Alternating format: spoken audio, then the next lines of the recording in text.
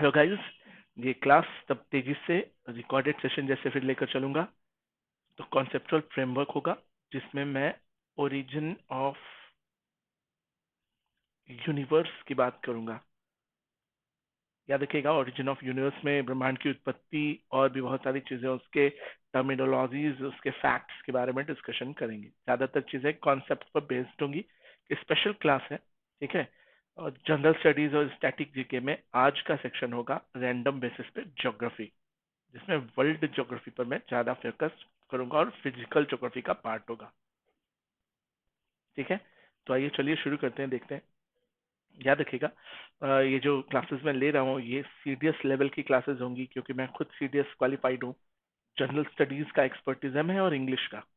English की मेरी plus classes चलती हैं रात में 8 बजे, ठीक है।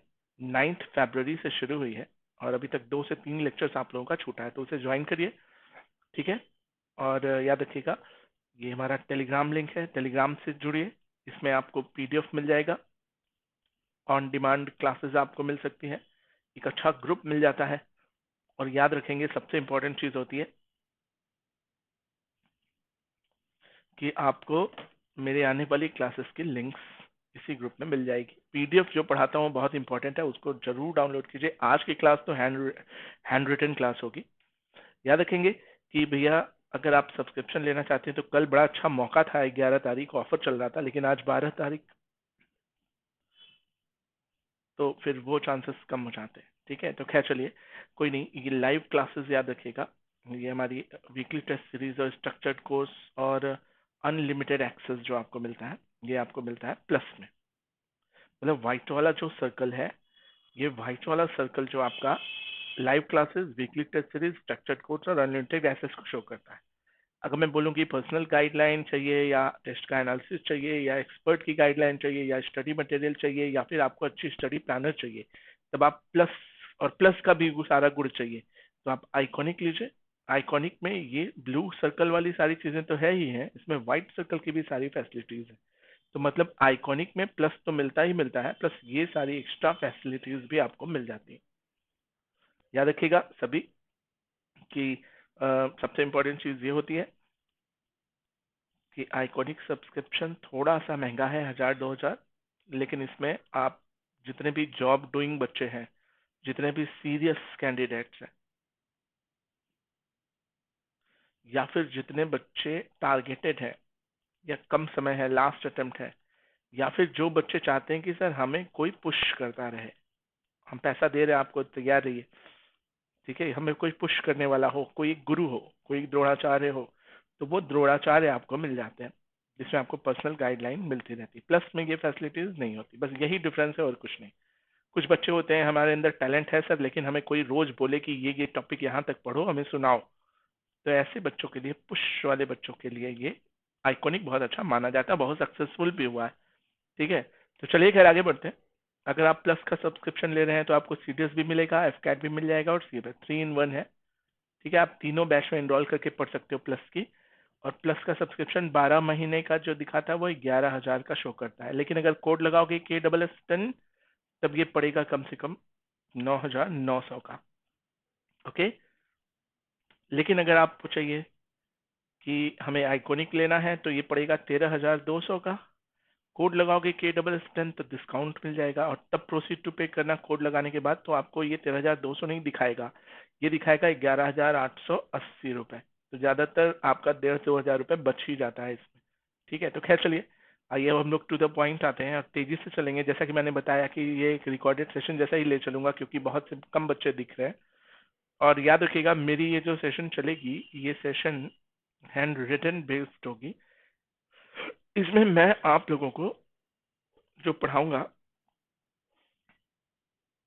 वो सेक्शन कवर अप होगा ज्योग्राफी का। तो चलिए आइए शुरू करते हैं। मुझे लेक्चर जैसे सुनना, अपनी लिसनिंग पावर बढ़ाइए।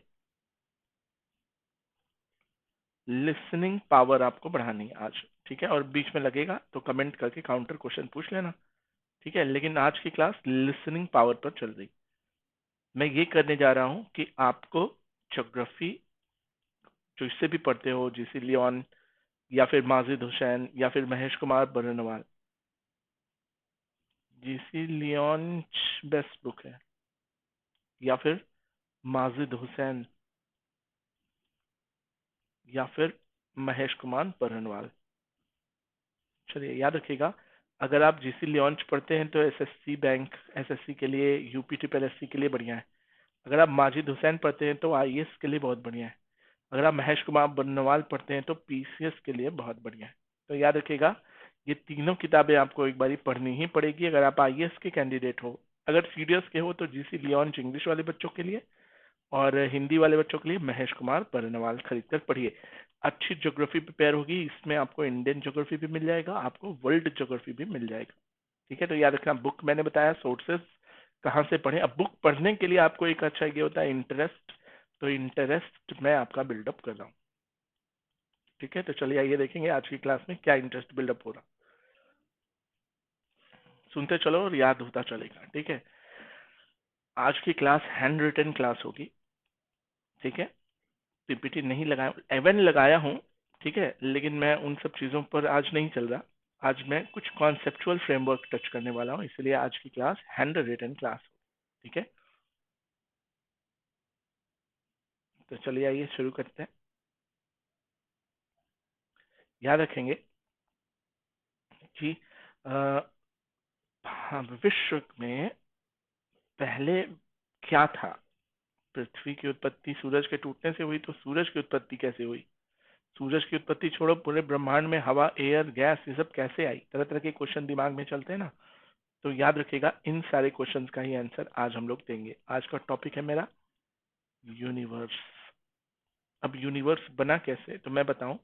आपने बचपन में सुना होगा F=m×a, कहानी थी साइंस में कि भैया कोई भी बड़े मास का वस्तु किसी छोटे मास की वस्तु को अपनी तरफ अट्रैक्ट करती है, तो ये बड़ा मास वाला पोर्शन छोटे मास, बड़े मास वाला पोर्शन की तरफ छोटा मास जो है चला जाता है। अब ये इसके अट्रैक्शन में आया तो इसी को ग्रेविटेशन नाम दिया, और इसी ग्रेविटेशन से ये छोटा वाला और भी ढेर सारे छोटे छोटे कण इससे जुड़ते हैं, और जुड़ते जुड़ते ये कण बड़ा हो जाता है। क्या बन जाता है, बड़ा मास बन जाता है, और लास्ट में ये ग्रह, उपग्रह या सूर्य, चंद्रमा कुछ ना कुछ बनी जाता है। तो ठीक इसी कॉन्सेप्ट से दुनिया शुरू होती है। पहले ब्रह्मांड में कुछ नहीं था, केवल छोटे छोटे कण थे।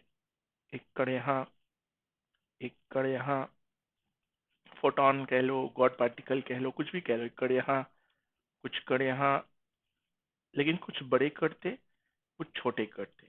गैस के कण हो सकते हैं या किसी भी तरह की चीजें हो सकती। तो बड़े वालों के अंदर ग्रेविटेशन आई, छोटे वालों से ज्यादा अट्रैक्ट करने की कैपेसिटी। तो इन्होंने छोटे वाले को खींचकर अपने में मिला के एक कण मिलके दो कण हो गए। पार्टिकल्स की बात कर रहा हूँ, हिंदी इंग्लिश दोनों यूज करूंगा मैं। तो दोनों पार्टिकल्स आपस में मिले तो ये बाकी लोगों से बड़े हुए। अब बड़े हुए तो उनकी ग्रेविटी और बढ़ी, और जब ग्रेविटी बढ़ी तो दूर वाले को अपने पास खींचा, तो ये अब तीन हो गए। ऐसे ऐसे करते करते करते करते एक बड़ा पत्थर बन गया। मतलब मल्टी सेल्युलर से ये, सॉरी यूनिसेल्युलर से ये मल्टी सेल्युलर बने, एक बड़ा पिंड, एक बड़ा मास बन गया। ये बहुत बड़ा मास बन गया। ठीक है, और ऐसे ही ढेर सारे मास कहीं दूर और बन रहे थे जो इसकी रेंज से दूर थे, और ऐसे ही और भी कहीं दूर दूर बन रहे थे। ऐसे ही पृथ्वी आकाश में ढेर सारे मास बन रहे थे। मास बोले तो द्रव्यमान के कोई पदार्थ, पार्टिकल, या फिर कह लो कि कोई ऐसी हेवनली बॉडी बन रही थी। ढेर सारी हेवनली बॉडीज आसमान में बन गई। अब क्या हुआ, कहा जाता है कि ये जो और दूर वाले थे उन सबको खींचकर एक बड़ा, ठीक है, एक बहुत बड़ा गोला आसमान में था। आपको अच्छे से पता है कि ज्यादा खींचने के साथ साथ दबाव बनेगा, दबाव बनेगा, प्रेशर बनेगा, प्रेशर बनेगा तो हीट होगी। तो हीट इसके अंदर बढ़ती जा रही थी। और वैसे भी ऊपर वाली अंतरिक्ष में हाइड्रोजन और हीलियम सबसे हल्की गैसेज होती हैं, इसलिए आसानी से पाई जाती है। तो इनके अंदर क्या क्या बने, रिएक्शन के कारण हाइड्रोजन और हीलियम बने। सुनते चलो आज की कहानी। अब हाइड्रोजन और हीलियम हीट पैदा करते हैं, सभी जानते हो। तो इसके अंदर तापमान और ऊर्जा उत्पन्न हुई, लाइट एंड हीट उत्पन्न हुई, जिसके कारण ये किसके जैसे एक्ट करने लगे, एक तारे जैसा एक्ट करने लगे। लेकिन ये हीट एक समय तक चलती गई, इतनी ज्यादा गर्म हो गई कि इसमें एक ब्लास्ट हुआ। और ब्लास्ट होने की वजह से इस ब्लास्ट का नाम दिया बिग बैंग थ्योरी। ये ब्लास्ट का सिद्धांत दिया था जॉर्ज लेमेंटेरे ने कि ब्रह्मांड में एक विस्फोट हुआ, इसी को बिग बैंग थ्योरी कहा जाता है।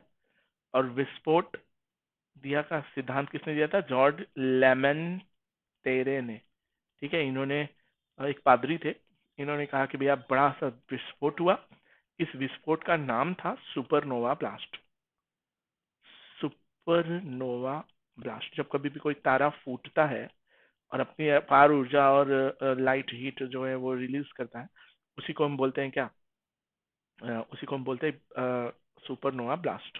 तो पूरे ब्रह्मांड में ढेर सारे तारे थे, सारे तारे आपस में जुड़ गए, जुड़कर एक बड़ा पिंड बनाया, एक बॉडी, हेवनली सेलेस्टियल बॉडी बनाया।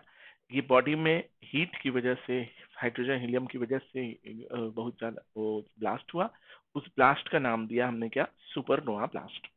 सुपरनोवा ब्लास्ट के बाद क्या हुआ देखो, इसका स्क्रीनशॉट मत लो, बस दिमाग में बैठा दे चलो। अब जब सुपरनोवा ब्लास्ट हो गया तो याद रखिएगा उस ब्लास्ट में कुछ तारे बने, छोटे बड़े, इसी में से टूटकर निकला कुछ ग्रह, इसी में से टूटकर निकले कुछ उपग्रह जिनको हम स्टार कहते हैं, प्लैनेट कहते हैं और सैटेलाइट कहते हैं।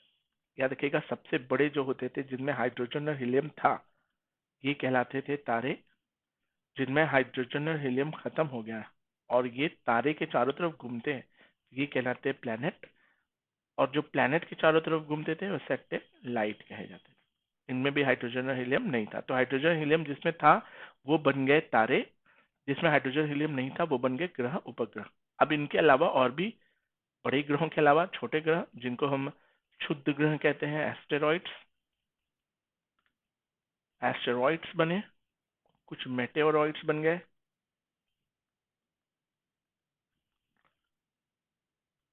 और कुछ बन गए कॉमेट्स। तो आकाश में अगर हम पूछे कि क्या पाया जाता है, और छोटी मोटी धूल के बादल जिनको हम नेबुला कहते हैं, जो धूल के बादल हैं उनको नेबुला कहा जाता है। ये वही है थानोस की बेटी नेबुला। ठीक है, कई पार्ट से मिलाकर बनी थी इसीलिए उसको नेबुला कहा गया। तो धूल के बादल थे और कुछ गैसेस थी। अब बताओ अंतरिक्ष में और क्या होता है इनके अलावा? इनके अलावा अंतरिक्ष में और कुछ होता ही नहीं। तो ये चीज दिमाग में बैठा लो कि भैया अंतरिक्ष में एक बिग बैंग थ्योरी हुई, बिग बैंग थ्योरी के बाद कुछ तारे बने, कुछ ग्रह बने, कुछ उपग्रह, कुछ एस्टेरॉइड्स, मेटेरॉइड्स और कुछ कॉमेट्स और कुछ धूल के बादल और कुछ गैसेस बनी, और इतनी ही चीजें अंतरिक्ष में पाई जाती।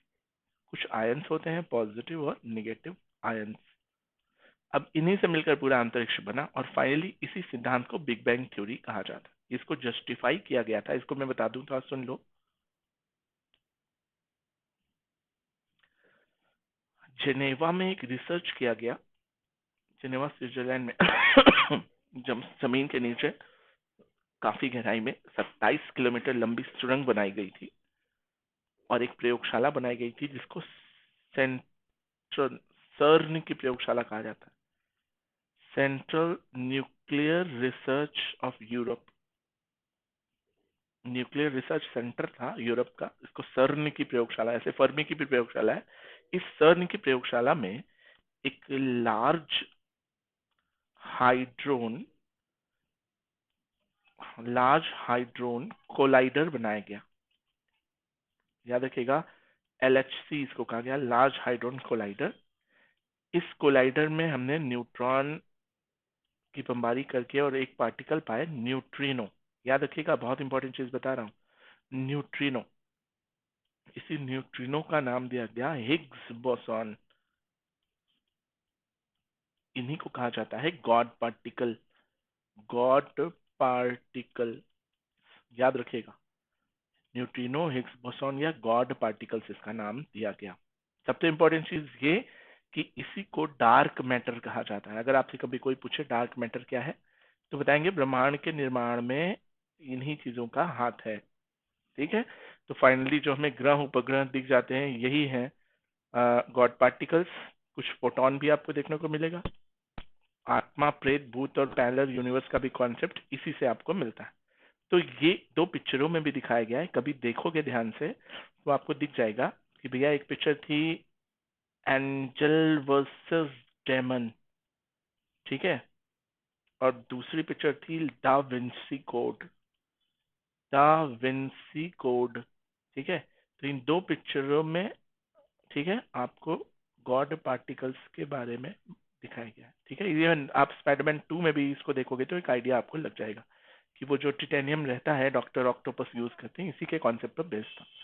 फाइनली हमें गॉड पार्टिकल मिला और हमने पता किया कि ब्रह्मांड की उत्पत्ति कैसे हुई। कौन जस्टिफाई करता है? तो बताएंगे सर्न की प्रयोगशाला में लार्ज हाइड्रोजन कोलाइडर ने ये जस्टिफाई किया, भैया न्यूट्रिनो, हिग्स बोसॉन या गॉड पार्टिकल या डार्क मैटर कोई चीज होती। अब इसको समझो, समझना। पीटर हिग्स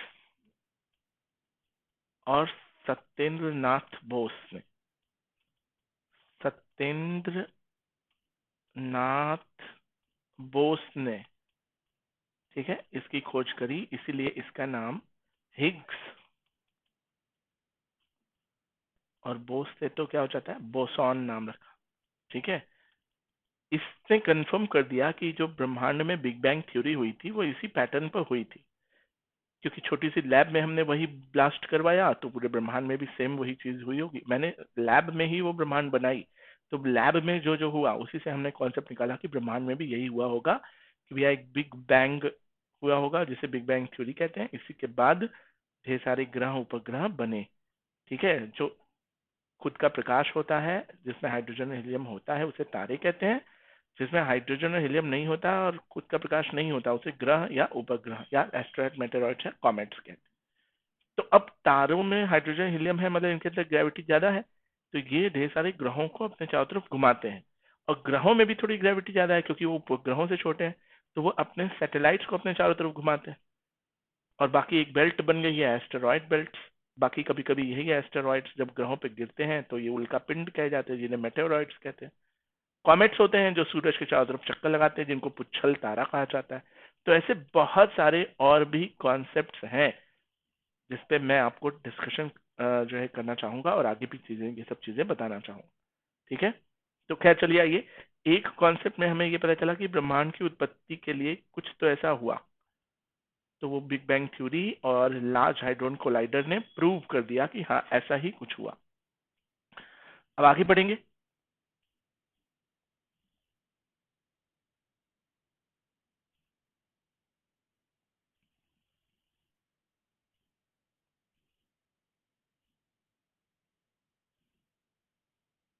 चलें आगे बढ़े, तो देखिएगा ध्यान से। अब हम लोग पढ़ेंगे सोलर सिस्टम। जैसे सूरज एक तारा है जिसमें हाइड्रोजन हीलियम पाया जाता है, इसी तरह से कुछ और तारे भी हैं दुनिया में दूर दूर तक। एंड्रोमेडा गैलेक्सी सुना होगा, ठीक है। डॉग स्टार, सीरियस स्टार सुना होगा, ठीक है। या फिर आपने बल्ज आई तारा सुना होगा। ऐसे बहुत सारी चीजें। तो पहले सूरज की कॉन्सेप्ट क्लियर करेंगे हम लोग। सूरज से भी पहले मैं चाहूंगा कि यूनिवर्स का शेप देख लो, ताकि आपको ये समझ में आए कि हम लोग बहुत छोटे हैं। जैसे समझिएगा, सूरज शुरू करने से पहले कुछ लोग कहते हैं, हरमन बॉन्डी या गोल्डमैन कहते हैं कि भैया ब्रह्मांड देखो ऐसा शेप का है, इसको स्पाइरल शेप कहते हैं और ये लगातार फैल रहा है। बट कुछ लोगों ने दूसरी दृष्टिकोण अपनाई और बोला कि देखो ब्रह्मांड का शेप ऐसा है, तुम सही बोल रहे हो, ठीक है, ब्रह्मांड का शेप ऐसा है, लेकिन ये तो सिकुड़ रहा है। तो अब इसी को लेकर कंट्रोवर्सी हो गई कि यार तो पॉइंट तो है, ब्रह्मांड सिकुड़ रहा है, एक नजरिए से देखा जाए तो सिकुड़ रहा है ऐसे चलोगे, लेकिन अंदर से बाहर चलोगे तो फैल रहा है। तो ये कहा गया कि न तो सिकुड़ रहा है न तो फैल रहा है, ये कुछ सालों तक फैलता है, कुछ साल तक सिकुड़ता है, दोनों होती है। स्थिरता, कुछ कहते हैं कि न फैल रहा है न सिकुड़ रहा है, स्थिर है।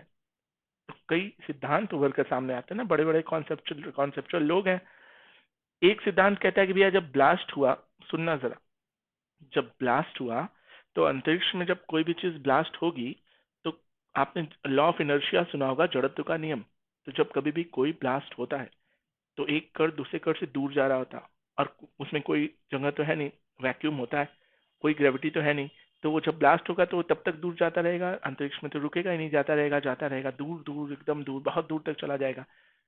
तो इससे पता चलता है कि यार ब्लास्ट होने से तो सिद्धांत सही है कि फैल रहा है। बट एक सिद्धांत बताया था मैंने कि बड़ा वाला मास छोटे वाले मास को अपनी तरफ खींचता है। तो अब मुझे ये बताओ कि सारे बड़े ग्रह या बड़े तारे छोटे ग्रहों को अपनी तरफ खींचेंगे तो सारे खींच के आएंगे, एक साथ पास हो जाएंगे, पास हो जाएंगे तो क्या होगा? सिकुड़ेगा। लो, सिकुड़ने वाला सिद्धांत भी सही हो गया। दोनों कॉन्सेप्ट फिजिक्स कहता है कि दोनों सही। अब बताओ, कुछ कहते हैं कि यार देखो हम लोग, हम बता रहे हैं तुम्हें कि जितना ब्रह्मांड बनना फैलना सिकुड़ना था सिकुड़ गया। अब सब कुछ इतना दूर दूर है कि कभी कोई किसी की ग्रेविटी में आएगा ही नहीं। ऐसा नहीं है कि सूरज में पृथ्वी एक दिन जाके उसकी ग्रेविटी में आके गिर जाएगी, ऐसा तो नहीं हो सकता। हम लोग नाप रहे हैं डिस्टेंस, कभी तो कम नहीं हो रही है इसकी डिस्टेंस, जितनी थी उतनी ही है। कोई भी चीज नापो उतनी ही डिस्टेंस हमेशा से, इतने साल से थी, आज भी है, करोड़ों सालों से है। तो न तो ब्रह्मांड फैल रहा है, न तो सिकुड़ रहा है। अगर फैल रहा होता तो पृथ्वी से सूरज की दूरी बहुत दूर हो जाती। 15 लाख किलोमीटर था, 16 लाख किलोमीटर हो जाता है इतने सालों में। ठीक है। या फिर अगर सिकुड़ रहा है तो पृथ्वी जाकर सूरज में समा जानी चाहिए थी। तो ऐसा भी कुछ नहीं हुआ, तो स्थिर वाला सिद्धांत भी बिल्कुल सही हो गया। अब आखिर हम किसका सही माने? तो फाइनली कहा गया कि भैया ब्रह्मांड स्थिर है। अभी ये जस्टिफाइड। तो ना फैल रहा है ना सिकुड़ रहा है, दोनों फिजिक्स के कॉन्सेप्ट गड़बड़ हो गए। ब्रह्मांड स्थिर है, बस इतना मानकर अभी चलेंगे। और ये करोड़ों सालों में हल्का सा फैलता होगा तो फैलता होगा, नहीं तो सिकुड़ता होगा तो सिकुड़ता होगा, लेकिन करोड़ साल में अगर थोड़ा बहुत फैल कुछ सिकुड़ रहा है तो हम उसको स्थिर मानकर चलेंगे, नेग्लेजिबल। Is that clear? तो फाइनली ब्रह्मांड का आकार पता चला और ब्रह्मांड के कॉन्सेप्ट पता चले। आइए कुछ चीजें समझेंगे। ब्रह्मांड के इस विंग्स में, इस हाथ में ही सूरज है, बिल्कुल केंद्र के पास, और इसका अपना सौर मंडल है। और सूरज के पास एक और गैलेक्सी है जो पृथ्वी की, कहते हैं सूरज की, हमारी आकाशगंगा, इस आकाशगंगा का नाम है मिल्की वे गैलेक्सी, दुग्ध मेखला बोलते हैं, याद रखिएगा। और सबसे नियरेस्ट अगर गैलेक्सी आपसे पूछ दे तो बताएंगे एंड्रोमेडा। एंड्रोमेडा गैलेक्सी जो है सबसे पास की है, एक और गैलेक्सी यहीं पर है कहीं। इनका भी अपना ग्रह है, इनके भी अपने लोग रहते होंगे, पृथ्वी जैसे जीवन है, लेकिन हम कभी जा नहीं पाए, बस अंदाजा लगाए हैं कि हमारे पास एक गैलेक्सी है मिल्की वे गैलेक्सी, और मिल्की वे गैलेक्सी के पास एक और गैलेक्सी है एंड्रोमेडा गैलेक्सी। बिल्कुल केंद्र में एक तारा है जो ब्रह्मांड का केंद्र माना जाता है। इसको बल्ब, बल्ब मतलब आंख कहा जाता है, देखोगे आंख जैसी संरचना है, तो बल्ब तारा कहते हैं। सूरज से बड़ा तारा है, कहा जाता है कि डॉग स्टार या सीरियस स्टार कहा जाता है। अगर पूछे सूरज के सब, सूरज से भी बड़ा तारा कोई है अगल बगल, तो बताएंगे हाँ सूरज से भी बड़ा तारा है, उसको सीरियस स्टार या फिर डॉग स्टार कहा जाता है। मेरी बात समझे? और अगर हम पूछें कि भैया सबसे पास का तारा कौन सा है, सूरज से सबसे बड़ा तारा डॉग स्टार या सीरियस स्टार है। सूरज का बड़ा स्टार तो हो गया, सूरज से बड़ा। अब सूरज के सबसे समीप एक तारा है, कौन सा यहाँ पर है? तो बताएंगे सूरज से छोटा है, लेकिन ये, इस तारे का नाम है alpha Proxima Centauri. Alpha Proxima Centauri. तो 3-4 फैक्ट्स मैंने बताए, तो सुनते चलो ध्यान से। पहला फैक्ट था कि सूरज ब्रह्मांड के मिल्की वे गैलेक्सी में है। सूरज के बगल में एक और गैलेक्सी है, जैसे मिल्की वे वैसे एक और गैलेक्सी का अपना सोलर सोलर सिस्टम इनका भी होगा। उस गैलेक्सी को बोलते हैं एंड्रोमेडा गैलेक्सी। सूरज से बड़ा कोई तारा है तो हाँ डॉग स्टार या सीरियस स्टार। केंद्र में कुछ है तो बताएंगे हाँ बल्ब तारा है। अगर हम बोले कि सूरज भी किसी चीज की परिक्रमा करता है तो बताएंगे हाँ बल्ब तारे के चारों तरफ घूमता है या ब्रह्मांड के केंद्र में चारों तरफ घूमता है। अगर हम बोले कि सूरज से छोटा तारा है या फिर सूरज के सबसे नजदीक तारा कोई है तो बताएंगे हाँ अल्फा प्रॉक्सिमा सेंचुरी है। इतने फैक्ट्स यहाँ ब्रह्मांड में। अगर हम पूछे ब्रह्मांड का आकार क्या है तो बताएंगे सर्पिलाकार है। आपके मन में आ रहा होगा कि सर ये आप जो बार बार गैलेक्सी बोल रहे हैं, ये गैलेक्सी आखिर होती क्या है? तो आइए चलिए थोड़ा सा गैलेक्सी के कॉन्सेप्ट पर भी आ जाते हैं। 2 मिनट सुनिए, थोड़ा सा इसको ब्लैकिश कर दूं ना तो और अच्छा समझ में आएगा आपको, अंतरिक्ष जैसा फील होगा। आप देखो अंतरिक्ष एकदम खाली होती है ऐसे ही।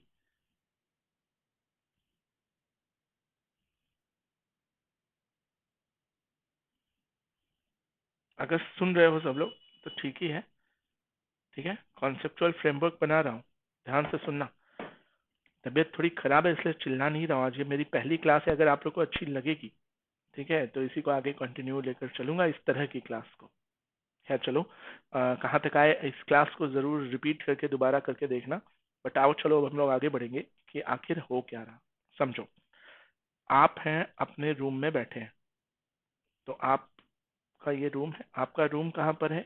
तो बताएंगे सर बनारस में। बनारस कहाँ पर है? तो यूपी में। यूपी कहाँ है? तो इंडिया में। इंडिया कहाँ है? तो एशियन कॉन्टिनेंट में। कितने कॉन्टिनेंट्स होते हैं? सातों। सात कॉन्टिनेंट्स कहाँ है? तो आओ चलो दिखा देते हैं सात कॉन्टिनेंट्स कहाँ है। ये है नॉर्दर्न अमेरिका, ये है साउदर्न अमेरिका, ये है यूरोप, अफ्रीका, एशिया, ऑस्ट्रेलिया और न्यूजीलैंड, अंटार्कटिका। सातों महाद्वीप में आप कहाँ हैं? तो ये भारत है, आप यहाँ पर हैं। अब ये क्या है? तो ये तो पृथ्वी है। तो पृथ्वी कहाँ है? तो बताएंगे यार ये देखो सूरज है, सूरज से तीसरा प्लेनेट इतना छोटा वाला जो है, आप यहीं पर है। ये सातों महाद्वीप कहाँ पर है? यहीं पर है, तो आप यहाँ पर है। तो सूरज के रेफरेंस में तो आप कुछ नहीं है, छोटे से ग्रह है। अब रही सूरज क्या है, तो बताएंगे क्या सूरज क्या है, समझो। सूरज आपने देखा कि पृथ्वी से कई सौ गुना बड़ा है, लेकिन अगर हम बात करें कि डॉग स्टार जो है ये इतना बड़ा है, तो सूरज तो इतना ही बड़ा है। अब डॉग स्टार आपको बड़ा लग रहा है, तो मैं बता दूं ऐसे बड़े बड़े तारे होते हैं जो आप पृथ्वी से देखते हैं तो इतना बड़ा सा दिखाई देता है।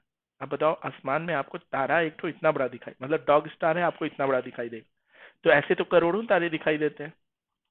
तो सोचो, अगर ये पूरी की पूरी स्क्रीन में डॉग स्टार आपको यहाँ इतना बड़ा दिखाई दे रहा है, और ऐसे भी बहुत सारे तारे छोटे बड़े दिखाई देते हैं, देखो अंतरिक्ष में तारे ऐसे ही निकले होते हैं ना। तो अब सोचो कि ब्रह्मांड जितना आप आंख से देख पा रहे हो केवल उतना ही दूर तारा दिखाई देता है, और भी तो है। अब मेरी बात समझो, ढेर सारे तारे कहीं पर इकट्ठे पड़े रहते हैं, ऐसे देखा होगा कभी कभी। इन्हीं को हम क्या बोलते हैं? कॉन्स्टिलेशन, तारामंडल। जो 12 राशियां हैं, 12 जोडिक साइंस होते हैं ना, 12 राशियां जो होती हैं, या आपने सुना होगा अर्शा ओरियन, ठीक है, आपने सुना होगा अर्शा मेजर, या फिर अर्शा माइनर सुना होगा, सप्तऋषि मंडल बोलते हैं ना, ठीक है, या फिर आपने सुना होगा बहुत सारे ऐसे। तो ये सारी चीजें क्या हैं? तो ये कुछ नहीं है, ऐसे ही डॉग स्टार, सूरज और ढेर सारे अल्फा प्रोक्सिमा सेंचुरी, ढेर सारे तारे मिलकर क्या बनाते हैं? कॉन्स्टिलेशन। तो ये ढेर सारे 100-150 तारों का समूह होता है, ये बनाते हैं कॉन्स्टिलेशन। तो आप खुद सोचो कि ऐसे गुच्छे गुच्छे तारे तो हमें आसमान में कई जगह दिखते हैं, तो ऐसे ही ढेर सारे गुच्छे तारे कॉन्स्टिलेशन कहे जाते हैं। और ऐसे ही ढेर सारा गुच्छा, एक गुच्छा नहीं, इसमें 100 तारे मान लो, ऐसे ही एक और तारे का गुच्छा 100 तारे, ऐसे ही एक और तारे का गुच्छा 100 तारे, और ढेर सारे गुच्छे मिलकर क्या बनाते हैं? गैलेक्सी। और आपको आसमान में गैलेक्सी कितनी बड़ी दिखाई देगी? इतनी बड़ी। अब आप सोचो इतनी बड़ी एक गैलेक्सी है, तो पूरे आसमान में ढेर सारे गुच्छे तारे दिखाई देते हैं, वो सब गैलेक्सी है। तो अनलिमिटेड अरबों गैलेक्सी मिलकर, एक गैलेक्सी, दूसरी गैलेक्सी, तीसरी गैलेक्सी ही मिलकर क्या बनाती है? यूनिवर्स। अब खुद सोचो कि यूनिवर्स कितना बड़ा है, इमेजिन नहीं कर सकते आप, इतना बड़ा यूनिवर्स। और ये एक यूनिवर्स है, इसके पैरेलल कितने यूनिवर्स हैं, जैसे कि डॉक्टर स्ट्रेंज ने स्पाइडरमैन नहीं नो वे होम में बताया कि कैसे कैसे पैरेलल यूनिवर्स होते हैं। Is that clear? तो ये कॉन्सेप्ट था यूनिवर्स के सारे फैक्ट्स के बारे में। Everybody got it? तो अंदाजा लगा लो कि हम कहाँ स्टैंड करते हैं, कुछ भी नहीं है हम लोग, ठीक है। खैर चलो और भी आते हैं। अब हमारा दिमाग में कॉन्सेप्ट क्या होना चाहिए कि भैया देखो, अगर हम पढ़ने बैठेंगे तो पैरेलल यूनिवर्स है, गॉड पार्टिकल भगवान की उत्पत्ति है, ठीक है। अगर हम पढ़ेंगे तो टाइम ट्रेवल भी पढ़ सकते हैं कि यार अगर हम प्रकाश की स्पीड से चलें तो फ्यूचर देख सकते हैं क्या, या हम दूसरे ग्रह पर जाएं तो एलियन पढ़ सकते हैं, आत्मा पढ़ सकते हैं, ठीक है। बहुत सारे टॉपिक्स हैं, लेकिन ये कंसर्न टॉपिक नहीं है। आपके सिलेबस पे अब आता हूँ भैया ये तो पढ़ने के लिए तो सर आपने बताया कि इतनी सारी चीजें कभी खत्म ही नहीं होंगी, तो फिर टॉपिक क्या है, सिलेबस में क्या है? तो वो है आपका सोलर सिस्टम, बस। तो सोलर सिस्टम शुरू करने से पहले मैं चाहूंगा कि आप सन के बारे में थोड़ा सा जाने रहिए और अर्थ के बारे में जाने रहिए, तब सोलर सिस्टम पढ़ने में मजा आएगा। तो चलिए थोड़ा सा सन के बारे में शुरू करें। सोलर सिस्टम में सूर्य के बारे में हम लोग शुरू कर रहे हैं क्लास, ठीक है? करें शुरू। याद रखिएगा, सोलर सिस्टम में सूरज के बारे में कॉन्सेप्ट, सूरज के 10 फैक्ट्स बताऊंगा जो कि एग्जाम में आएंगे। आइए,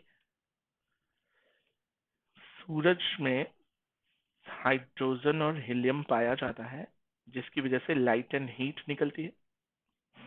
इसके अगली लेयर पर मूव करोगे तो लिक्विड पोर्शन है, ठीक है? और ऊपर चलोगे तो एक ऐसा पोर्शन है, सबके नाम होते हैं, सबके नाम बता रहा हूं मैं, ध्यान से सुनना।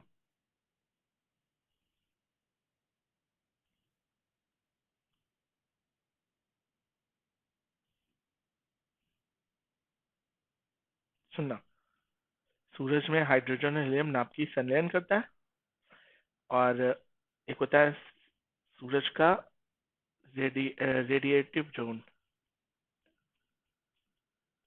ये क्या करता है, हाइड्रोजन हीलियम तेजी से बाहर निकालता है, तो ये जोन होता है जो लिक्विड वाला जोन, ये रेडिएशन वाला जोन होता है। समझना, इसकी सबसे बाहरी लेयर जो होती है, सबसे बाहरी लेयर, ठीक है, इसको बोलते हैं फोटोस्फेयर, ठीक है? ये सूरज की सबसे ऊपरी परत होती है। सूरज के अंदर का तापमान 15 लाख डिग्री सेंटीग्रेड, ठीक है? लेकिन सूरज की सतह पर आते आते ये 6000 डिग्री सेंटीग्रेड रह जाता है। बहुत कम है जब लोग की, मेरी बात समझो। सूरज की सतह का तापमान 6000 डिग्री सेंटीग्रेड, लेकिन सूरज के केंद्र का तापमान, जहां हाइड्रोजन हीलियम रिएक्ट करते हैं, वो होता है 15 लाख डिग्री सेंटीग्रेड।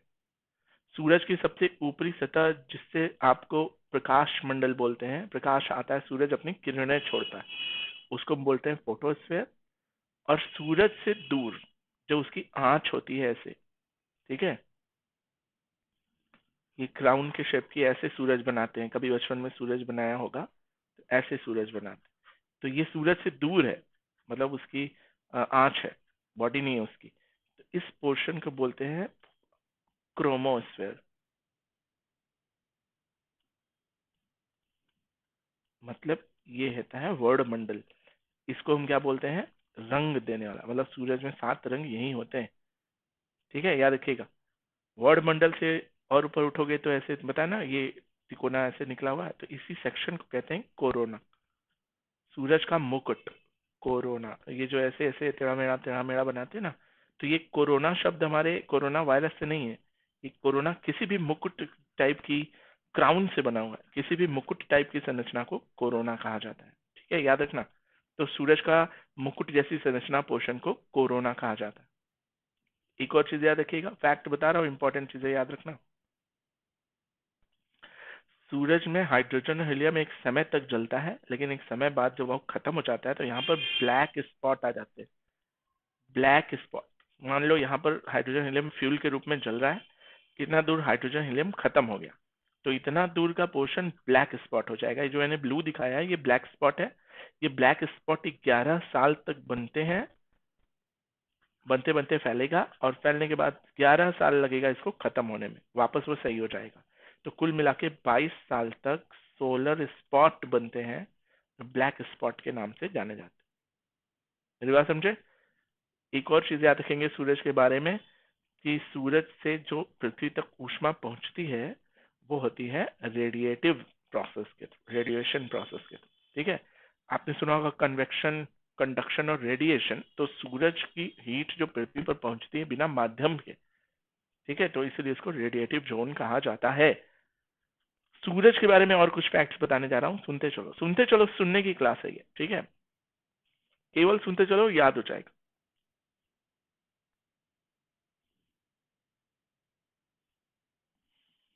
चलो आगे बढ़ेंगे, ध्यान से सुनेगा।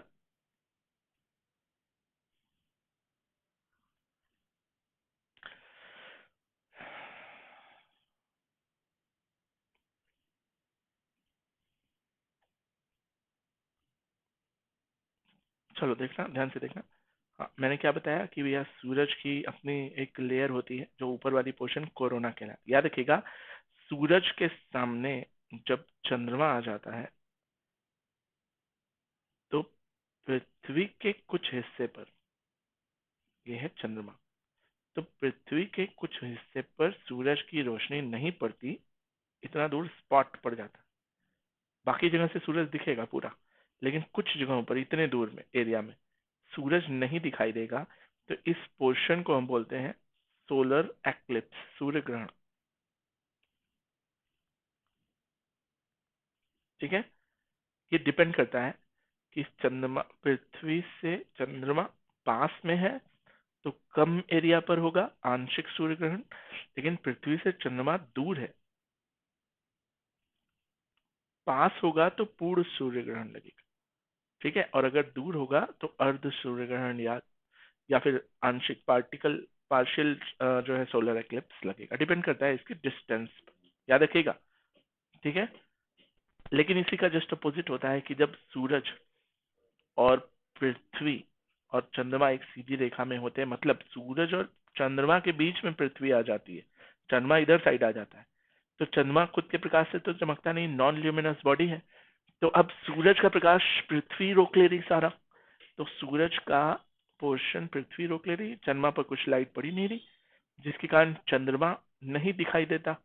जब चंद्रमा नहीं दिखाई देता तो इस पोर्शन को हम बोलते हैं लूनर एक्लिप्स। लूनर एक्लिप्स के नाम से जाना जाता है। सूरज के कारण ही ये सब होता है। और याद रखिएगा, जब सूरज, पृथ्वी और चंद्रमा एक सीधी रेखा में होते हैं, इस प्रोसेस को हम बोलते हैं CZG। याद रखेंगे, जब सूरज, चंद्रमा और पृथ्वी एक लीनियर इक्वेशन बनाते, एक सीधी रेखा में होते हैं, इसी पोर्शन को हम कहते हैं सीजीगी।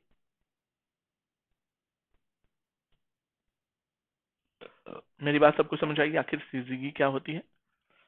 तो लूनर एक्लिप्स का कॉन्सेप्ट, सोलर एक्लिप्स का कॉन्सेप्ट क्लियर हुआ, सूरज के फैक्ट्स क्लियर हुए। आइए सूरज के फैक्ट्स और कुछ क्लियर करना चाहूंगा मैं, सभी ध्यान से सुनते चलो। सीजीगी क्या होता है? जब सूरज, चंद्रमा, पृथ्वी एक सीधी रेखा में होते हैं, जब, और सुनो, सूरज के बहुत ज्यादा दूर जब पृथ्वी होती है, एक सिचुएशन ऐसी आती है, सूरज से पृथ्वी इलिप्टिकल शेप पर घूमती है, तो जब सूरज से पृथ्वी बहुत ज्यादा दूर होती है तो इस प्रोसेस को बोलते हैं एपी हिलियन। लेकिन जब सूरज से पृथ्वी बहुत ज्यादा पास होती है, यहाँ आ जाती है घूमकर, तो इसको बोलते हैं पेरी हिलियन। याद रखिएगा, यही टर्म पृथ्वी से चंद्रमा के रेफरेंस में अलग हो जाता है। इलिप्टिकल पाथ में घूमता है चंद्रमा, तो जब चंद्रमा पृथ्वी से बहुत दूर होता है तो इसको हम बोलते हैं एपी, एपोजी।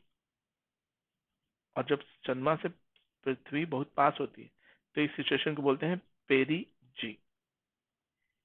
ठीक है, याद रखिएगा, जब पास होती है तो हाई टाइड आता है, चंद्रमा के ग्रेविटेशन से पानी समुद्र का रात में 12 बजे और दिन में 12 बजे ऊपर उठ जाता है, इसी को हाई टाइड्स बोलते हैं। कब आता है? पेरीजी के समय। चंद्रमा जब पृथ्वी से बहुत दूर होता है तो इसको एपोजी बोलते हैं। जब सूरज से पृथ्वी बहुत दूर होती है तो एपी हिलियन, और सूरज से चांद बहुत पास, सॉरी, सूरज से पृथ्वी बहुत पास होती है तो पेरी हिलियन। हिलियन का मतलब होता है सूरज, जी का मतलब होता है पृथ्वी, पेरी का मतलब होता है पास, एपी का मतलब होता है दूर। अब आपको ऐसे ये चार टर्मिनोलॉजीज याद होनी चाहिए, इन्हीं के टर्म पर सब कुछ हो रहा। मेरी बात समझ गए? याद रखिएगा, पृथ्वी पर टाइड्स एंड एब्स क्यों आते हैं? तो सूर्य और चंद्रमा की इक्वल, मतलब कॉम्बिनेशन ऑफ ग्रेविटेशन फोर्स के कारण पृथ्वी पर पानी का लेवल ऊपर उठ जाता है, क्योंकि सूरज और चंद्रमा मिलकर पृथ्वी के पानी को खींचते हैं अपनी तरफ, इसलिए हाई टाइड और हाई एब्स आते हैं। मेरी बात समझ गए? और भी बहुत सारे फैक्ट्स इस पे हो सकते हैं, लेकिन आज का कॉन्सेप्ट मेरा केवल और केवल यूनिवर्स का कॉन्सेप्ट देना है, इसलिए अभी रोक रहा हूँ इसको। सूरज के बारे में कुछ और फैक्ट सुनो जिसपे क्वेश्चंस बन सकता है।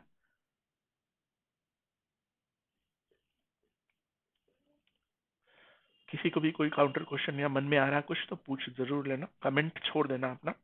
ठीक है, मैं देख लूंगा बाद में ही सही, बट देख लेंगे। ठीक है, क्योंकि रिकॉर्डेड सेशन जैसे तेजी से चल रहे हैं हम लोग, तो ध्यान से चीजें सुननी आनी आनी चाहिए समझ। चलो अब आगे बढ़ते हैं।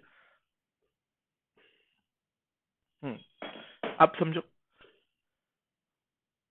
जब सूरज के सामने चंद्रमा आ जाता है, अगर चंद्रमा केवल इतनी ही जगह सूरज की घेर रहा तो सूरज पर एक ब्लैक स्पॉट ऐसा दिखाई देगा। इस तरह के ग्रहण को आंशिक सूर्य ग्रहण कहते हैं, इसको बोलते हैं पार्शियल सोलर एक्लिप्स। लेकिन कभी कभी चंद्रमा पृथ्वी के पास होता है तो आधे सूरज को ढक लेता है और आधा सूरज नहीं दिखता, आधा दिखता है, ये पोर्शन ढक गया। तो अब आधा सूरज दिख रहा है तो इसको हम बोलते हैं हाफ अर्ध सूर्य ग्रहण, हाफ सोलर एक्लिप्स। लेकिन कभी कभी होता है कि चंद्रमा ने पूरे सूरज को ढाक लिया और सूरज दिख ही नहीं रहा, अंधेरा हो गया, रात हो गई। कई बार ऐसा होता है। अब सूरज को पूरा ओवरलैप कर गया चंद्रमा, तो पृथ्वी से हमें सूरज दिखाई ही नहीं देगा। ऐसे देखो, समझो, जब चंद्रमा बहुत पास होगा, आप आंख के सामने, आंख को मानो सूरज, सामने टीवी को मानो पृथ्वी, आंख के बहुत पास, ठीक है। यस, आप ऐसे मानो कि ये आपके, आपकी आंख है पृथ्वी, आप यहाँ से देखते हैं, ये है टीवी सूरज, चंद्रमा बिल्कुल आंख के पास आ गया। अब मुझे बताओ, एकदम आंख के पास, लगभग एकदम आंख ढक जा रही, तब आपको कुछ नहीं दिखाई देगा, तो फुल सोलर एक्लिप्स। लेकिन आंख से काफी दूर करके हाथ करोगे तो आधी टीवी छुप जाएगी, तो क्या हो जाएगा, आंशिक या फिर हाफ। तो मतलब डिपेंड करता है चंद्रमा के पास और दूर होने पर कि आंशिक सूर्य ग्रहण लगेगा कि पूर्ण सूर्य ग्रहण लगेगा। ठीक है, मेरी बात समझे। डिपेंड करता है डिस्टेंस, मतलब एपोजी और पेरी जी, या एपीहिलियन या पेरीहिलियन पर डिपेंड। तो जब पूरा का पूरा सूरज ढक जाता है चंद्रमा से, इस पोर्शन को हम बोलते हैं टोटल सोलर एक्लिप्स। इस ड्यूरेशन में और क्या क्या चीजें होती है समझिए। मानकर चलो ये सूरज है और सूरज को चंद्रमा ने पूरा ढक लिया, तो सूरज का क्राउन वाला पोर्शन दिखाई देता है, मैंने बताया था। तो इस पोर्शन को हम बोलते हैं कोरोना। ठीक है, याद रखिएगा। और इसी सिचुएशन में क्या बन जाता है, डायमंड रिंग। Diamond ring. अब ये होता क्या है डायमंड रिंग, तो सूरज बिल्कुल बीच में ब्लैक है, नहीं दिख रहा कुछ, चारों तरफ एकदम चमक रहा है सूरज का प्रकाश, बीच में चंद्रमा आ चुका है और चंद्रमा एकदम काला हो जाता है सूरज, और उसके अगल बगल तेजी से गोल्डन जैसा चमक रहा होता, और कहीं से एक हल्की ऐसी लाइट आ रही होती, तो देखोगे ये रिंग छल्ले जैसा एक स्ट्रक्चर बन गया। तो इसी पोर्शन को जब पूर्ण सूर्य ग्रहण लगता है और कोरोना अगल बगल दिखाई देता है, जिसको हम सूर्य किरिट कहते हैं, ये दिखाई देता है, और फिर सूरज एक डायमंड रिंग के शेप में दिखाई देता है, इसी को हम कहते हैं डायमंड रिंग की घटना। अंतरिक्ष में कभी कभी सूर्य ग्रहण के समय होती है। कभी आपसे कोई पूछे तो जरूर बता दीजिए। समझ आई मेरी बात, डायमंड रिंग क्या होता है।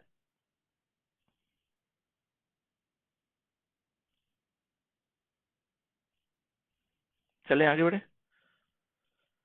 तो ये हुआ टोटल डिटेल्स। अब सूरज से पृथ्वी पर पड़ने वाली रोशनी 8 मिनट 20 सेकंड में आती है या 22 सेकंड में आती है, कैसे निकाले।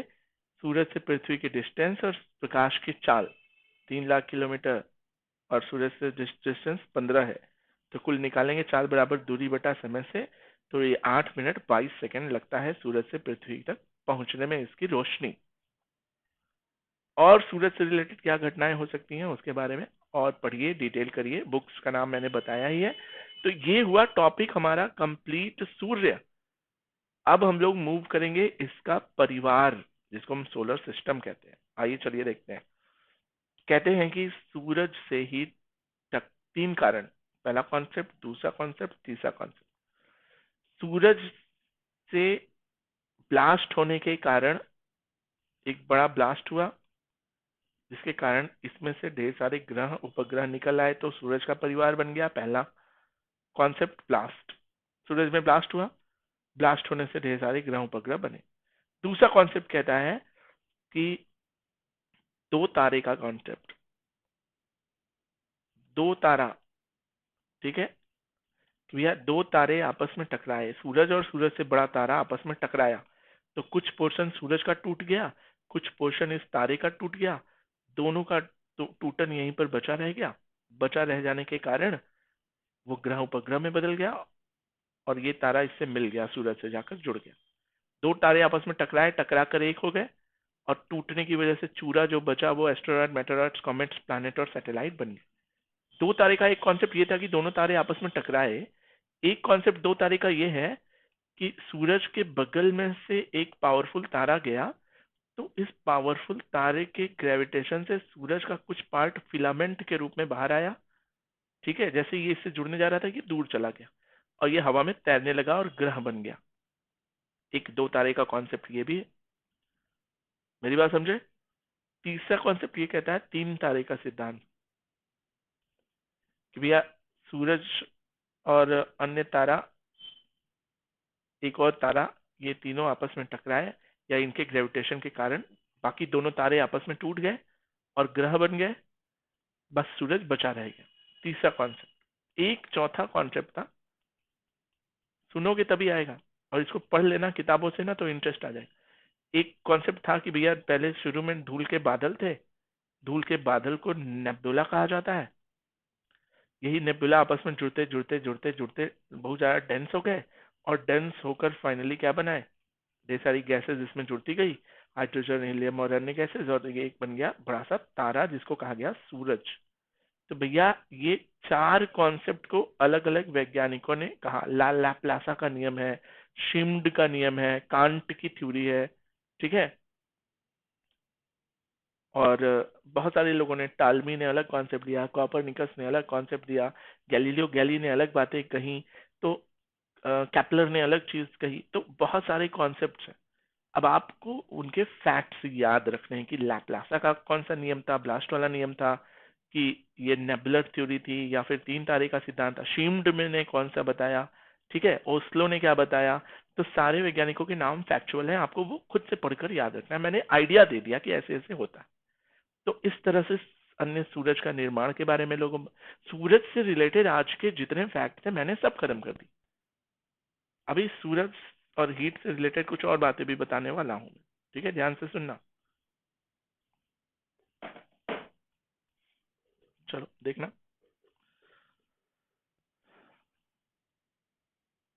अब आओ समझो। कहा जाता है कि सूरज या गर्मी तीन तरह की हीट निकालती है। समझते चलिए, आज सूरज पूरा खत्म कर देंगे हम। एक होती है चालन, एक होती है संवहन, एक होती है विकिरण। समझिएगा, चालन में क्या होता है कि ढेर सारे मॉलिक्यूल्स आपस में सटे होते हैं। ये किसमें होता है? ठोस में। इसको बोलते हैं कंडक्शन। मॉलिक्यूल्स आपस में सटे हुए होते हैं, ये इसमें होता है सॉलिड्स में। याद रखिएगा, इसमें हीट बगल वाले को ट्रांसफर कर देती है और फिर एकदम सटे होने के कारण हीट इसमें चली जाती है। कहते हैं ना कि जब गर्म छड़ को एक मोमबत्ती के नीचे गर्म करो तो ये पोर्शन गर्म करने पर ये भी गर्म हो जाता है। तो इसी को हम बोलते हैं चालन विधि। ये किसमें होती है? ठोसों में। संवहन विधि क्या होती है समझो, ये इसको बोलते हैं कन्वेक्शन। इसको हम बोलते हैं लिक्विड में, द्रव। ये किसमें होता है? लिक्विड में। कैसे होता है समझो, जब हम किसी पानी को गर्म करते हैं तो पानी हमेशा नीचे से गर्म होता है। तो जब हम पानी को गर्म करते हैं तो गर्म वाला पानी ऊपर चला जाता है और ठंडा वाला पानी नीचे चला आता है, और ये क्रिया तब तक होती है जब तक पूरा पानी गर्म नहीं हो जाता। इस विधि को हम बोलते हैं कन्वेक्शन, संवहन। किसमें होता है? द्रवों में। फिर एक होता है विकिरण, इसको हम बोलते हैं रेडिएशन। रेडिएशन प्रोसेस क्या होता है समझो, कि सूरज की रोशनी या आग जल रही, ठीक है, और आप यहाँ खड़े होकर हाथ तापते हैं, बीच में किसी माध्यम की कोई जरूरत नहीं, या फिर सूरज निकला है, बीच में किसी भी माध्यम में बादल बादल कुछ भी हो उसकी जरूरत नहीं, ये सीधे रोशनी और हीट आपके पास पहुंच जाती। तो इस प्रोसेस को बोलते हैं रेडिएशन। ये किसमें होता है? गैस में। समझिएगा मेरी बात। सॉलिड में चालन होता है, लिक्विड में संवहन होता है, गैस में क्या होता है? विकिरण होता है। आपसे याद रखेंगे ये तीन चीजें, याद रखिएगा। एक चौथी स्टेट भी ढूंढ ली गई, फोर्थ स्टेट बोलते हैं ना। फोर्थ स्टेट तो बोलते हैं उसको प्लाज्मा जेली। न तो ये सॉलिड है, न तो लिक्विड है, न गैस है, ये है प्लाज्मा। इसलिए चौथी द्रव की चौथी अवस्था भी हम लोगों ने ढूंढ ली। Everybody got it. तो चालन संवहन विकिरण को और सरल शब्दों में मैं समझाता, देखो कैसे समझाता। ये तो हुआ ऑफिशियल, बट मेरी स्टाइल क्या है इसमें समझो। चालन क्या है?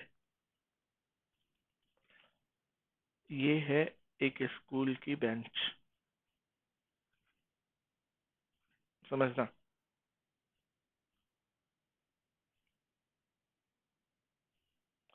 मुझे एक किताब यहाँ से यहाँ पहुंचानी, तो मैं एक रास्ता अपनाऊंगा कि भैया देखो, मैं ना हिलूं, तुम ना हिलो, कोई झांघर ना लगाए, मेहनत ना करे। तो हम यहाँ से किताब पकड़ेंगे, हाथ से लेके पीछे वाले को पकड़ा देंगे, ये हाथ से पकड़ेगा, पीछे वाले ये पकड़ेगा, ये, और इसको यहाँ तक किताब पहुंच गई। फाइनली बिना हिले बिना डुले, बेंच बहुत पास पास थी, इसलिए हम लोगों ने क्या किया कि यहाँ से किताब लिया, मैं अपनी सीट पे बैठे बैठे पीछे वाले को घूमकर ऐसे पकड़ा दिया। तो ये विधि हो जाती है। ये हीट थी, ये हीट यहाँ से यहाँ तक आ गई बिना कण एक दूसरे के हिले। ये किस में होता है? ठोस में होता है, क्योंकि पास पास बैठे थे, दूर दूर बैठे रहते तो। एक दूसरा तरीका होता है जिसको हम बोलते हैं संवहन। वहन करना, लेकर चलना। सम मतलब साथ में। ये किस में होता है समझो, तो बताएंगे कि ये द्रव में होता है। कैसे? हम स्कूल की क्लास में बैठे हैं, बुक लास्ट वाले को पहचानी है, बुक है हमारे पास यहाँ पे, हम लिए, उठे, उठकर चले गए, इसके पास देकर इसी के साथ बैठे। ठीक है, मेरी बात समझे? हमने इन दोनों का बीच में किसी का यूज नहीं किया, हम चुपचाप उठे अपनी जगह से जाकर, इसको बुक देकर, ठीक है, खाली हाथ वापस चले आए। पहले हीट थी, हमने हीट इसको दे दी और इसको भेज दिया आगे कि तुम जाओ उधर, तुम सीख कर ज्ञान लेके बुक लेकर फिर आना मेरे साथ। तो ये रोटेशन चलता रहता है। ये किसमें चलता है? संवहन। दूसरा तरीका कि भैया चुपचाप जाओ ले जाके दे दो, एक तरीका होता है कि बैठे बैठे पास कर दो, एक तरीका होता है कि चुपचाप जाओ दे दो, क्योंकि ये सब दुश्मन बीच में बैठे हैं, ये सब उधर पहुंचाएंगे नहीं, बुक चुरा लेंगे। ठीक है। तीसरा तरीका सुनो क्या होता है। तीसरा तरीका जो होता है वो होता है, तीसरी तरीके से बुक कैसे पहुंचाओगे? विकिरण, किरण निकाल कर आप बन जाएंगे। मानकर चलिए कि टेबल की बेंचेस हैं, स्कूल की बेंचेस हैं, 3 4 5 6। आपको बुक यहाँ पहुंचानी है, आपके पास बुक यहाँ है, आप यहाँ खड़े होंगे टेबल पे, जानते हैं ये सब दुश्मन है, आप इनकी मदद भी नहीं लेना चाहते कि इनके थ्रू पहुंचा दें, और आप हिलना भी नहीं चाहते यहाँ से कि भैया नहीं हिल सकते, हम यहाँ सर आ गए। तो आप यहाँ से बुक फेंकेंगे और ये बंदा चुपचाप कैच कर लेगा, किसी माध्यम की जरूरत नहीं है, ना तो आपको जाने की जरूरत पड़ी, बुक फेंका, ये कैच कर लिया। यही 3 तरीके होते हैं ना। तो यही है चालन, संवहन और विकिरण का कॉन्सेप्ट। आप समझ गए? ये किसमें होता है? गैस में। Everybody got it. तो सूरज से रिलेटेड और हीट से रिलेटेड कुछ और बातें ये भी होती हैं। आइए अब हम लोग पढ़ेंगे कुछ और इंपॉर्टेंट चीजें, सुनते चलो, बहुत इंपॉर्टेंट फैक्ट्स हैं।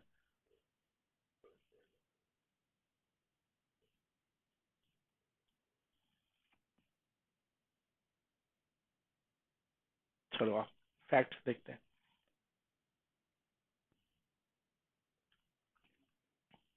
देखो बहुत मैंने कहा था कि आज की क्लास का कॉन्सेप्चुअल फ्रेमवर्क होगा, बहुत ज़रूरी इंपॉर्टेंट क्लास थी, इसको समझो, इसकी इंपॉर्टेंस को समझो। कि बहुत से बच्चे ज्योग्राफी का कॉन्सेप्ट जानते ही नहीं कि सर शुरू कहाँ से करें, तो यहाँ से करो जहाँ से मैंने कहा। ठीक है, सुनते चलना। अभी तक हम लोगों ने पढ़ा सूरज के बहुत सारे फैक्ट्स एंड डिटेल, और सूरज बना कैसे, पूरा ब्रह्मांड कैसे बना, किस आकार का बना, क्या क्या सिद्धांत थे, कौन कौन से प्रयोग किए गए, सारी चीजें मैंने बताई। अभी हम लोग क्या पढ़ेंगे समझो। सूरज में जब हाइड्रोजन और हीलियम जब तक है, एक तरह से समझो कि जब तक तेल है तब तक गाड़ी चलती है। जब ये तेल खत्म होने लगता है, ठीक है, तब क्या होता है उसके बाद? क्या सूरज कभी ब्लास्ट कर जाएगा? तो हाँ, सूरज एक दिन आएगा कि वो ब्लास्ट कर जाएगा। वो कब होगा वो बताएंगे कभी, पहले अभी सुनो कि क्या है प्रोसेस। ठीक है, समझो। हाइड्रोजन और हीलियम जब तक है, मतलब तेल जब तक है तब तक गाड़ी चलेगी, मोटर घूमेगी, एनर्जी और हीट सूरज देता रहेगा। एक समय ऐसा आएगा, वैसे तो हाइड्रोजन के समस्थानिक होते हैं, हाइड्रोजन, डाइटेरियम, ड्यूटेरियम, ट्राइटेनियम, उसके बाद फिर वो हीलियम में बदल जाता है, कभी नहीं खत्म होगा। लेकिन इसकी बनने की स्पीड है कि 4 स्टेप, 4 हाइड्रोजन एक हीलियम में बदलता है। ठीक है, तो ऑब्वियसली कभी ना कभी ऐसा समय आएगा कि चार, क्योंकि बनने की स्पीड कम है, एक हीलियम बनाने के लिए 4 हाइड्रोजन चाहिए। तो अब मुझे ये बताओ, एक हीलियम और एक हाइड्रोजन होता तो काम चल जाता, ये ज्यादा ले रहा। तो एक समय आएगा, 1 अरब, 2 अरब, करोड़ साल बाद, जो भी आए, अरब साल बाद, करोड़ साल बाद, जब भी आए, तो ये समय आएगा कि सूरज की हीट खत्म होगी, हाइड्रोजन हीलियम खत्म हो जाएगा, जल के राख बन जाएगा। तो सूरज की हीट खत्म होगी तो ठंडा होगा।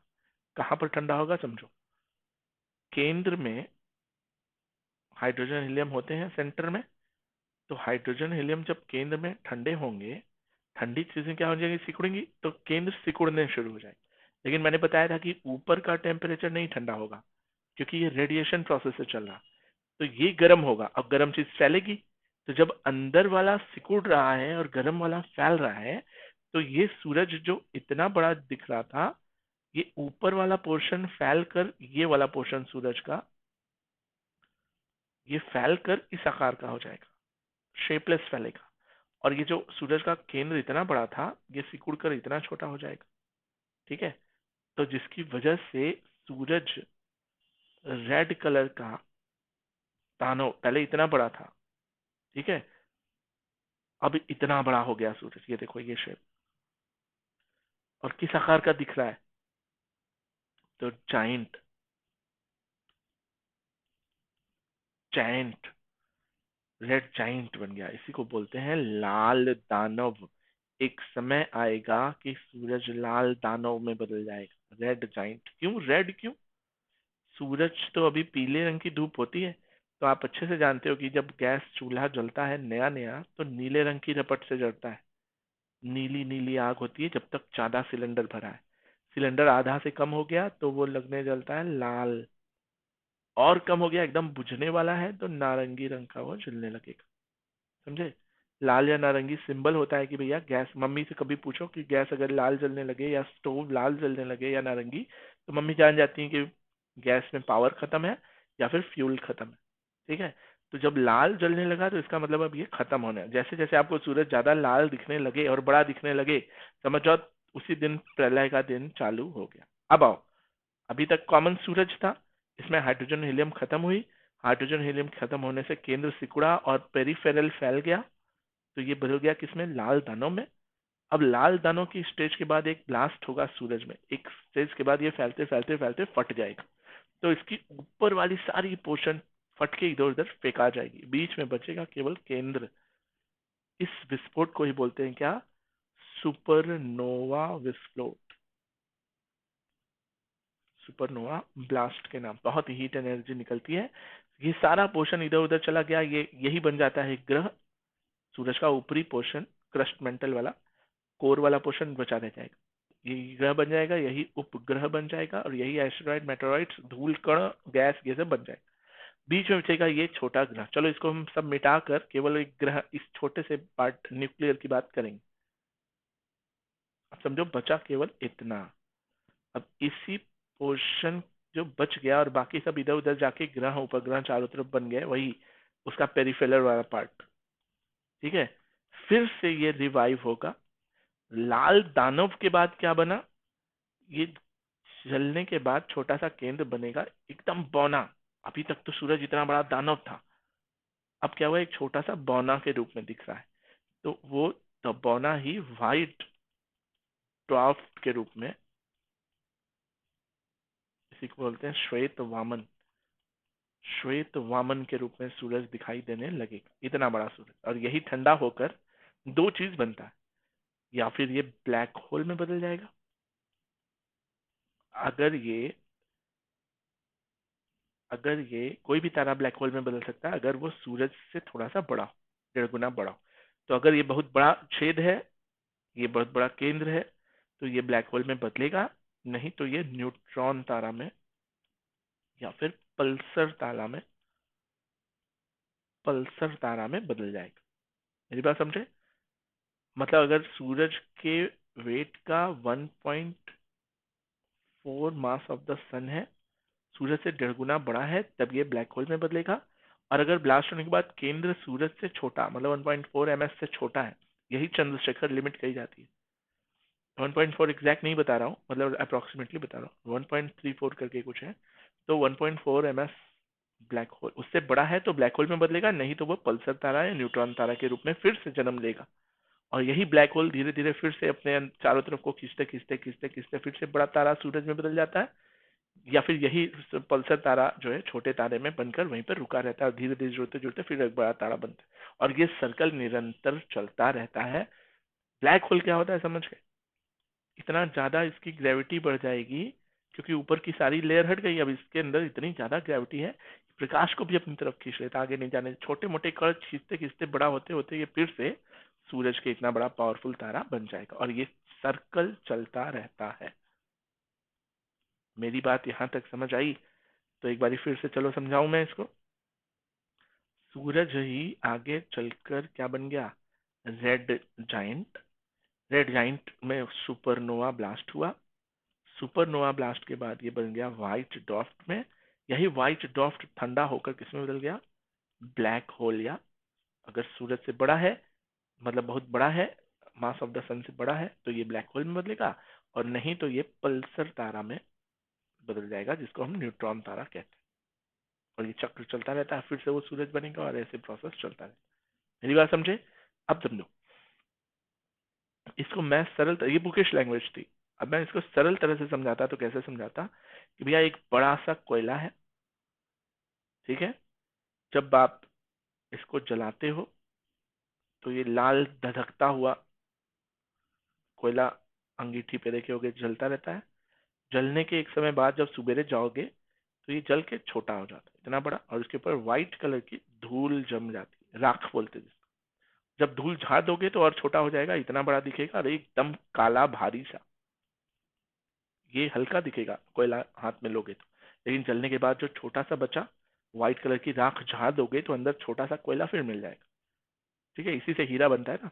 तो काला कोयला जो मिला छोटा सा, इसकी वेट भी थोड़ी सी क्या हो जाएगी? भारी। इसी के कॉन्सेप्ट पर तारा काम करता है, समझो। अंगीठी में पड़ा हुआ कोयला, कैसे कैसे हुआ ये चीज, समझना इसको। ये है सूरज, जलता हुआ कोयला, लाल रंग का, लाल रंग का जल रहा है। जलने के बाद एक समय ऐसा आता है कि ब्लास्ट कर गया, बिल्कुल केंद्र बचा इसका, केंद्र में राख जमी है, इसलिए व्हाइट डॉट है, व्हाइट राख लगी रहती है। राख को झाड़ फूक दो तो ये किसी अंदर भारी मटेरियल पाया जाता है, फिर से यही कार्बन, निकेल और फेरस पाए जाते हैं, इसीलिए इसको भारी मटेरियल कहते हैं। इसके अंदर इलेक्ट्रोमैग्नेटिक वेव्स पैदा करने की शक्ति आ जाती है, इसीलिए इसकी ग्रेविटी बढ़ जाती है, और ये अगल बगल की चीजें रेडियो एक्टिविटी प्रोड्यूस करता है और ब्लैक होल में कन्वर्ट हो जाता है। अब याद रहेगा। तो इस तरह से red giant, white dwarf, supernova blast और न्यूट्रॉन तारा, पल्सर तारा और ब्लैक होल का कॉन्सेप्ट उभर कर आता है। 1.4 मास ऑफ द सन का कॉन्सेप्ट चंद्रशेखर ने दिया था, चंद्रशेखर ने दिया था, इसलिए इस लिमिट को क्या बोलते हैं? चंद्रशेखर लिमिट कहा जाता है। कितनी होती है? 1.4। इसमें आपको बहुत सारे फैक्ट और कॉन्सेप्ट के क्वेश्चंस भी मैंने बताए हैं, जो आपकी लाइफ में काफी काम आएगा। इसको पढ़ो, समझो, देखो।